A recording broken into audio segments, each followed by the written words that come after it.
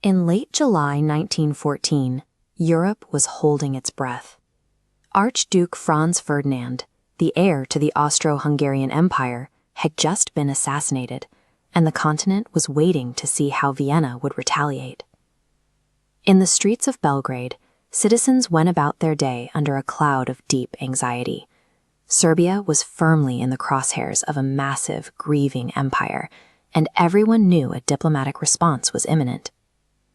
Yet, across the capitals of Europe, there was a prevailing sense of optimism.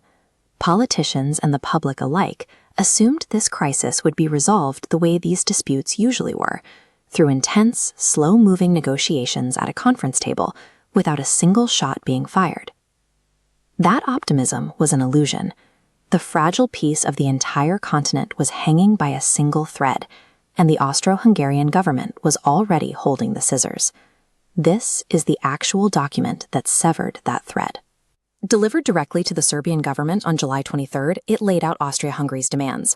The terms written on these pages were exceptionally punitive, designed to humiliate the Serbian state and dismantle its military network. The document's true lethality lay in the strict deadline attached to its delivery. Serbia was given exactly 48 hours to agree to every word. That tiny window activated a massive, terrifying web of alliances.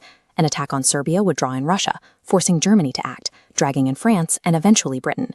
By slapping a 2-day expiration date on the negotiations, Austria-Hungary guaranteed that if the deadline was breached, a localized dispute in the Balkans would instantly trigger a global war.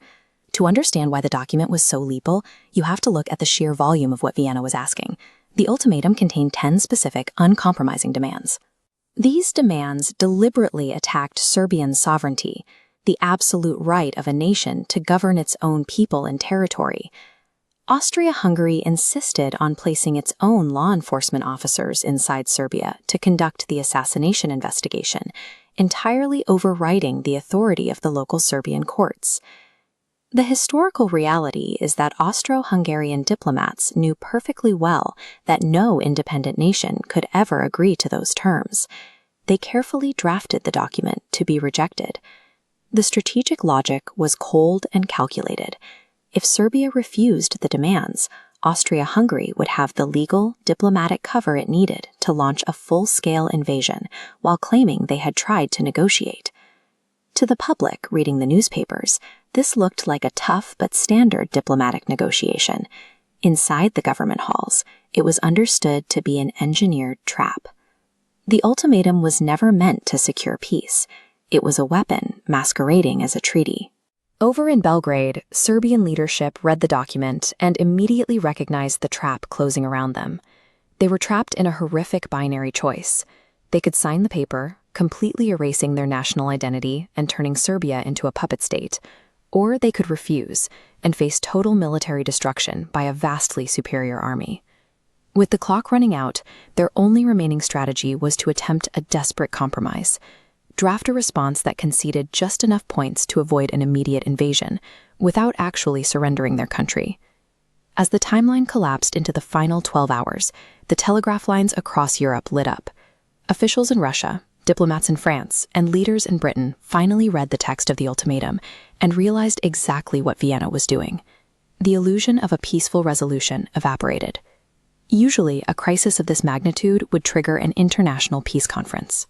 But the brilliant, terrible design of the 48-hour window meant there simply wasn't enough time to organize a mediation. In the final minutes before the deadline, Serbian diplomats physically raced through the streets to deliver their drafted response to the Austrian embassy, beating the ticking clock by mere moments. The physical speed of the deadline had successfully outpaced the speed of international diplomacy. The fate of Europe now rested on a single piece of paper. Serbia's response was an incredible display of appeasement. They swallowed their pride and accepted almost every single one of the 10 demands. But they fell just barely short of unconditional surrender.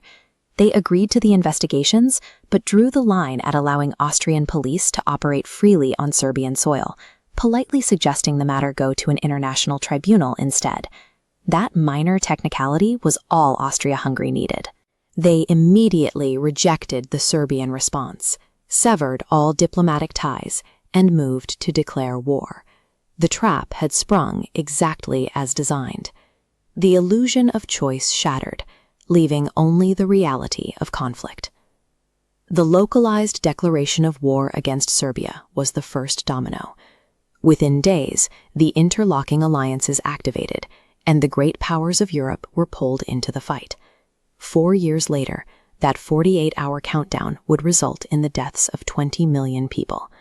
An assassin's bullet created the crisis, but it was a perfectly engineered, impossible document that guaranteed the slaughter.